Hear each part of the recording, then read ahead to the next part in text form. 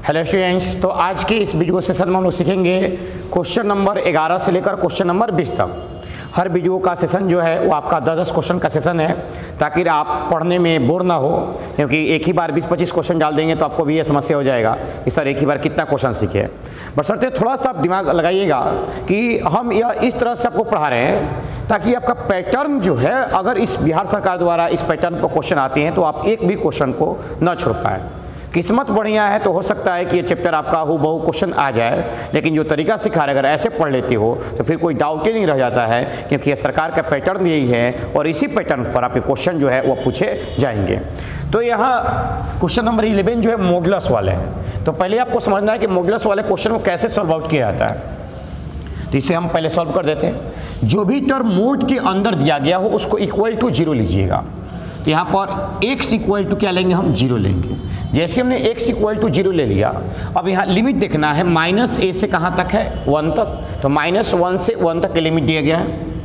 तो -1 से 1 लिमिट दिया गया है। इसके अंदर क्या मेरे पास है, तो इसके अंदर 0 है। तो आ जाइए, -1 से कहाँ चलेंगे हम, 0 के पास, और फिर 0 से कहाँ जाएंगे हम, 1 के पास। -1 से 0 और 0 से 1 के पास।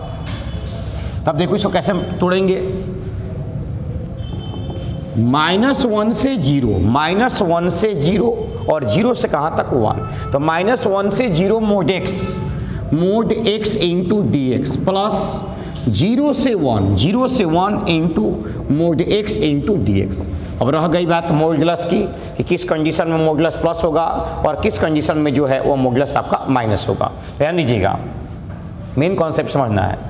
-1 और 0 के अंदर अगर कोई वैल्यू यहाँ पुट करते हैं, अगर वह निगेटिव हो तो मॉडुलस निगेटिव साइन के साथ, अगर वह पॉजिटिव हो तो मॉडुलस पॉजिटिव साइन के साथ।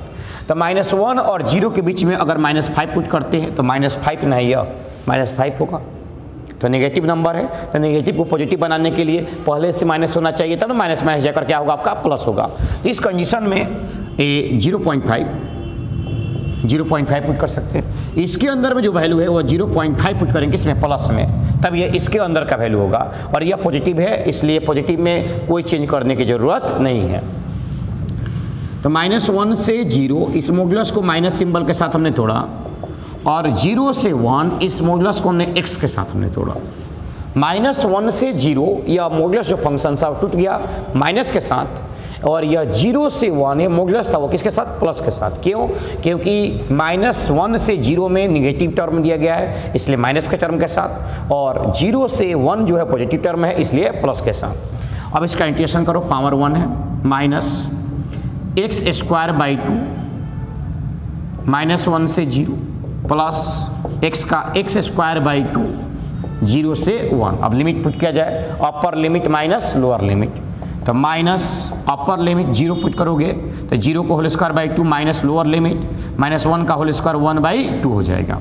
चलिए, plus upper limit 1 by 2 minus कितना, 0।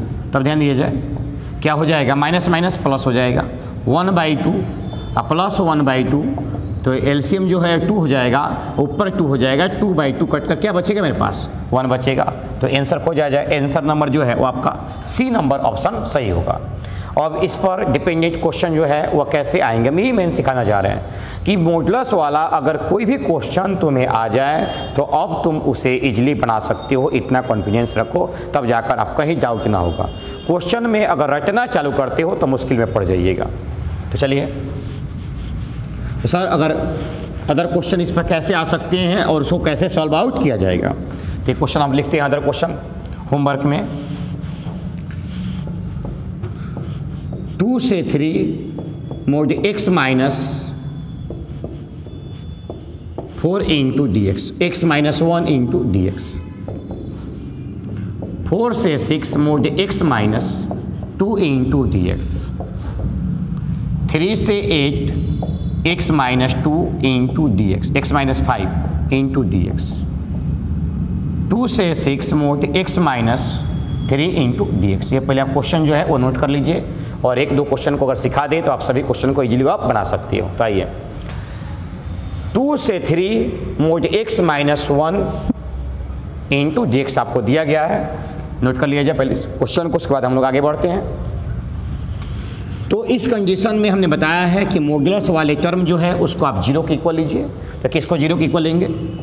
तो x माइनस 1 इक्वल टू आप 0 लीजिएगा। यहाँ से x इक्वल टू क्या आएगा? x इक्वल टू 1 आएगा।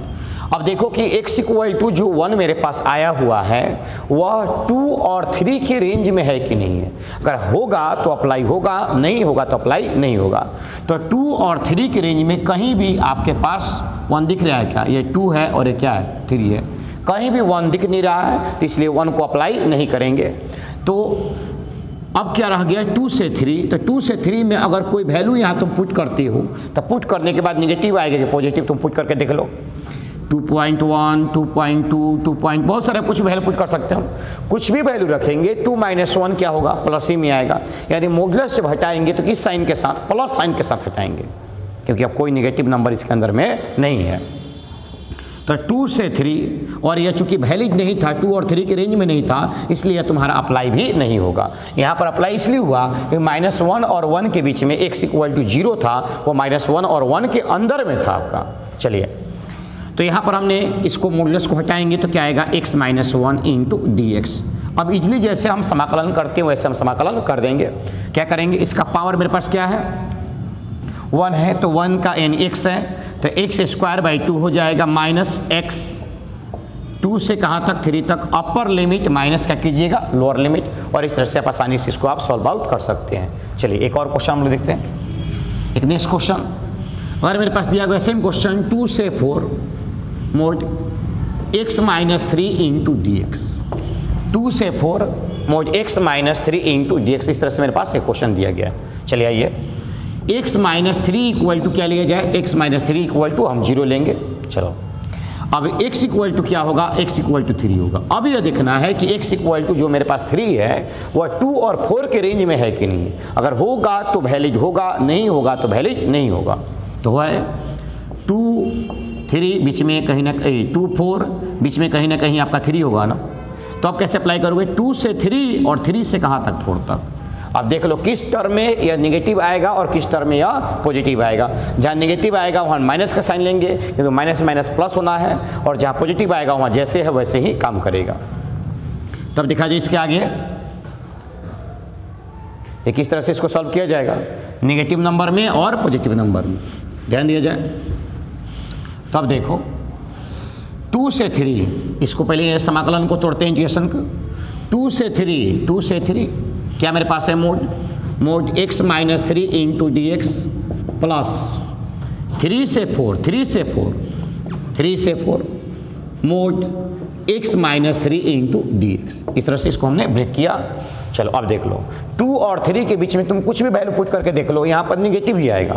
2.1, 2.2, 2.3 कुछ भी तुम घटाओगे 3 में से तो माइनस में देगा। चूंकि मॉडुलस प्लस चाहिए था इसलिए पहले ही वो माइनस के साथ बाहर निकला रहेगा। तो -2 से 3 x minus 3 into d x plus, इसमें कुछ भी तुम रख लो इसके और इसके रेंज में 3.2, 3.4 प्लस ही आएगा, इसलिए 3 से 4 x minus 3 into d x. अब इसका समाकलन कर दो। x का x स्क्वायर बाई 2, 3 का 3x, 2 से 3 अपर limit minus lower limit plus x square by 2, 3 का 3x, 3 से 4 अपर लिमिट माइनस लोअर लिमिट। और इस तरह से आप इसका क्या कर सकते हैं? सोल्यूशन कर सकते हैं। तो हम लोगों ने देखा क्वेश्चन नंबर 11 का सोल्यूशन हम किस तरह से कर सकते हैं। नेक्स्ट क्वेश्चन में हम लोग आगे बढ़ेंगे। नेक्स्ट क्वेश्चन देखा जाए क्वेश्चन नंबर 12 दिया है आपका 0 से π/2 log tan x into d x ना। तो log tan x दे सकता है, log cot x दे सकता है, दोनों का सिंबल एक ही तरह से बनेगा। 0 से π/2 log sin x और log cos x देगा, तो उसका भी वैल्यू आपको याद रखना पड़ेगा। ये टर्म आप याद कर लीजिए कि 0 से π/2 log sin x into d x दे, इसका आंसर होगा -π/2 इंटू log 2। ये लॉन्ग क्वेश्चन है लेकिन ऑब्जेक्टिव में आपसे कभी कभी पूछ सकता है, इसलिए आंसर जो है वो याद होना चाहिए। 0 से π/2 log cos x into d x दे दे, तो इसका भी आंसर होगा -π/2 इंटू log 2।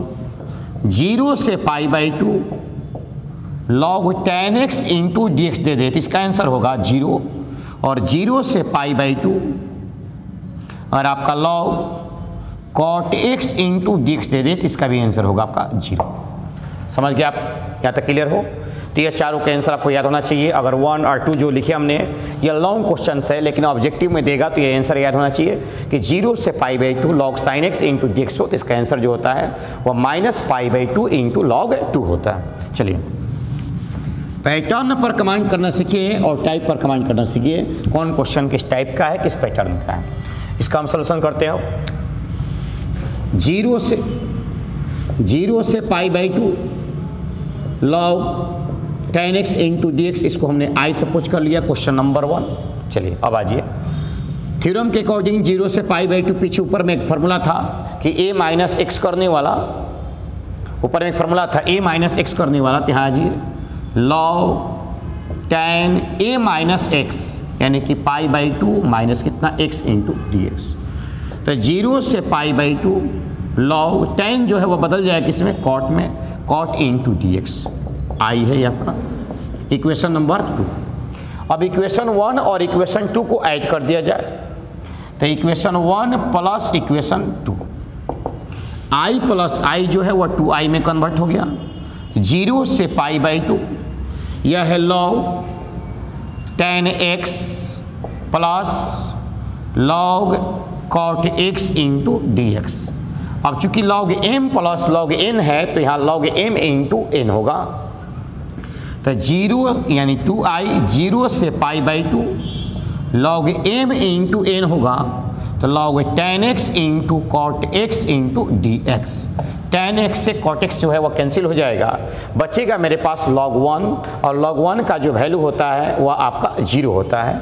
तो यहाँ पर हो जाएगा 2i बराबर कितना हो जाएगा, यह 0 से π/2 और log 1 का वैल्यू 0 होता है, इसलिए पूरा सिस्टम का जो वैल्यू है वह आपका 0 हो जाएगा। तो ये पूरा सिस्टम का जो वैल्यू है वह क्या हो जाएगा, 0 आ जाएगा। तो 2i बराबर 0, तो 2i बराबर 0, इसलिए i इक्वल टू क्या होगा, 0 होगा। सेम प्रोसेस आपके रहेगा कॉस के फॉर्म में, टैग कॉट के फॉर्म में, और इसी तरह से हम किसी क्वेश्चन को अगर साइन और कॉसिक बनाएंगे तो इसी तरह से इसी अकॉर्डिंग पर बनाएंगे। हो सकता है कि हाँ जो रूल है वह नियम है वो अलग आपका अप्लाई होगा। तो क्वेश्चन नंबर ये आपका 12 का ऑप्शन जो था वो ऑप्शन नंबर हो जाएगा डी नंबर, जिसका आंसर होगा क्या, 0 होगा। नेक्स्ट क्वेश्चन देखा जाए, क्वेश्चन नंबर 13 कैसे सॉल्व आउट किया जाएगा। ये क्वेश्चन 12 का आपका सोल्यूशन था। क्वेश्चन नंबर 13 क्या कह रहा है, 13 नंबर 0 से e के power x into d x. ध्यान दीजिएगा, i इक्वल टू 0 से 1 e के power x into d x. तो e के पावर x में सबसे बड़ा सोल्यूशन इसका यह है कि e के पावर x का इंटीग्रेशन भी e के पावर x होता है और डिफरेंशिएशन भी e के पावर x होता है। क्यों होता है, क्योंकि e के पावर x जो फंक्शन उसको जैसे वैसे लिख दिया जाए, इसका पावर का किया जाता है। अगर इसका पावर दिया गया हो, जब अवकलन करना हो तो इंटू कराएंगे, जब समाकलन करना हो तो डिवाइड कराएंगे। तो यहाँ पावर 1 है, 1 से डिवाइड करा हुआ या इंटू करा, कोई फर्क नहीं पड़ने वाला। 0 से 1, अपर limit minus lower limit e minus 0, यह हो जाएगा e माइनस किसी भी नंबर के पावर 0 वैल्यू 1। इसका आंसर जो होगा वह e माइनस 1 होगा। आइए इस पर डिपेंडिंग क्वेश्चन लिख देते हैं आप लोग के लिए। 0 से 1 e 2x into d x, minus 1 से 1 e के power 2x plus 3 into d x, 2 से 3 e के power minus 3x into d x. इस तरह क्वेश्चन रहेंगे जो कि आप इजीली इसको सॉल्व कर पाएंगे। जो भी पावर होगा इंटीग्रेशन कर रहे डिवाइड करोगे, देखो क्या करोगे इसमें, e के पावर 2x इंटू में 2 है, जितना 2 है उतना जितना होगा उसे डिवाइड कर दीजिए। अब लिमिट भर दीजिए, अपर लिमिट माइनस लोअर लिमिट। इस तरह से इसका सोल्यूशन कर पाएंगे। ये क्वेश्चन नंबर 13 का ऑप्शन था जो कि वैल्यू था e माइनस 1, इसका आंसर था। नेक्स्ट क्वेश्चन चलते हैं, क्वेश्चन नंबर 14 नंबर। कि क्वेश्चन 14 कैसे बनाया जाएगा।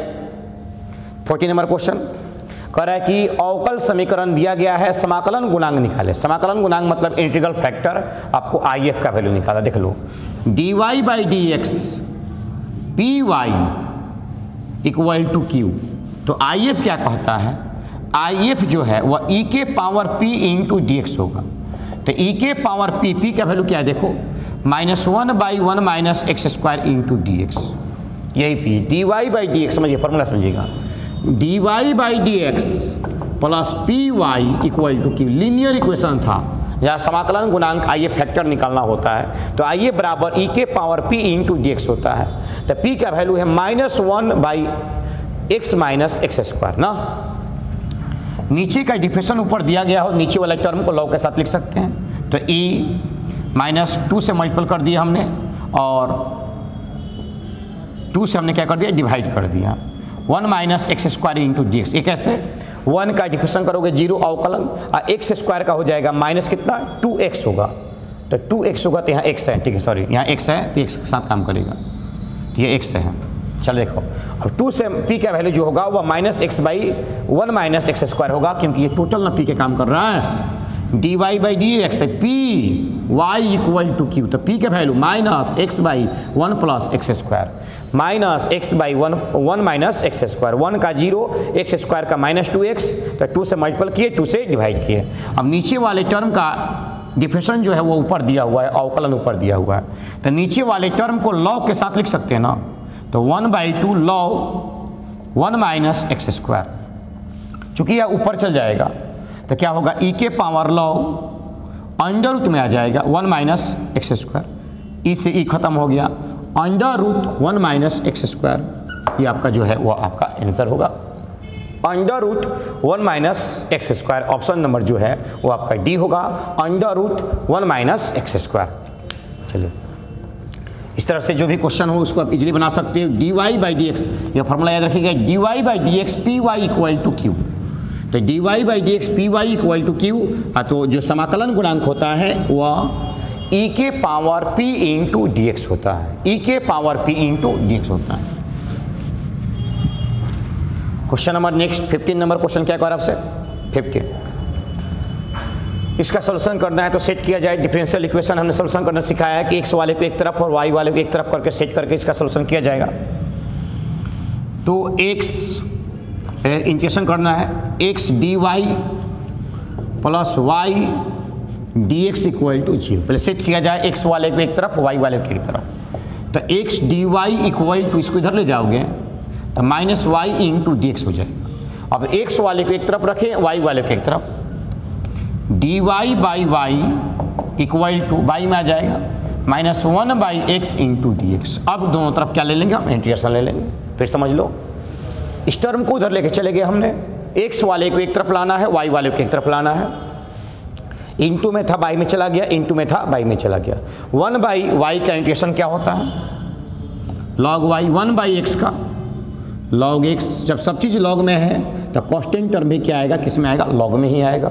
अब इसको इस तरफ ले आओगे तो log y plus log x equal to क्या हो जाएगा, तो log c हो जाएगा, log m plus log n हो तो log m प्लस n हो तो log m इंटू n होगा, तो y इंटू एक्स बराबर log क्या होगा, c होगा, log से log गया क्या बचेगा, तो log से log गया तो मेरे पास बचेगा yx equal to c, yx equal to c, तो देखा जाए yx इक्वल टू c, यानी कि yx इक्वल टू c लिखो या c को इधर तुम अंदर भी ला सकते हो, तो ऑप्शन नंबर जो है वो आपका कौन सा हो जाएगा, तो ऑप्शन नंबर c होगा कि x y प्लस k, यानी कि इसको ऐसे भी लिख सकते हैं, इसको जब अंदर लाएंगे तो yx प्लस -c जो है वो किसके बराबर है, तो k के बराबर है, तो इस फॉर्म में इसको आंसर को आप लिख सकते हो, तो ऑप्शन नंबर c होगा x Y plus k।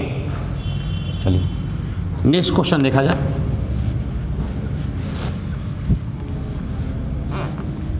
Question number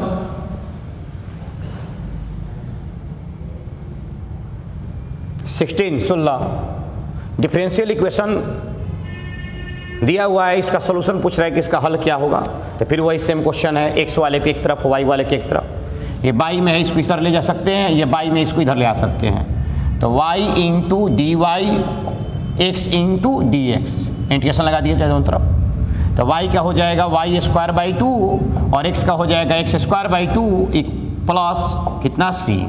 अब यहाँ सेट किया जाए तो इसको अगर इस तरफ लेकर आते हो x वाले को तो लिख सकते हो कैसे कि y square by 2 minus x square by 2 equal to c, LCM 2 हो जाएगा, तो y square minus x square by 2 equal to c, इसको उधर ले जाओगे तो y square minus x square equal to 2c, और 2c को अंदर लेकर आओगे तो इसको k के फॉर्म में भी लिख सकते हो।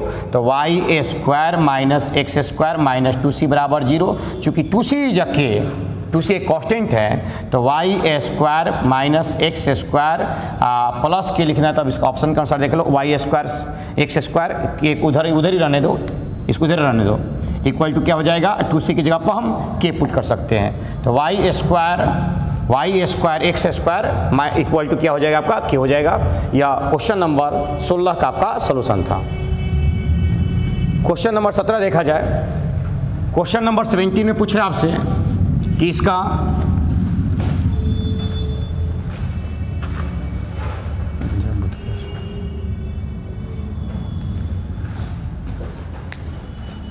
पॉज कर